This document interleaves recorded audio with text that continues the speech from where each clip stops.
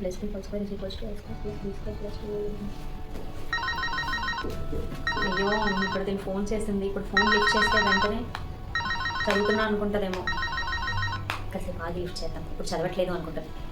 Hello hello, ఏం చేస్తున్నావు? నేను ఇప్పుడే లేచాను, పడుకున్నాను. ఎగ్జామ్ కన్నీ చదివేసావా? లేదు, ఇంకా స్టార్ట్ కూడా చేయలేదు నేనేమి. నిజం చెప్పు, నువ్వు అబద్ధం చెప్పుకో. నిజంగా ప్రామిస్ స్టార్ట్ చేయలేదు. చెప్తావు కదా? చెప్తా, స్టార్ట్ చేస్తే కన్ఫర్మ్ గా చెప్తా నీతో. ఓకే, చదువుదాం. కలిసే చదువుతాం ఇద్దరం.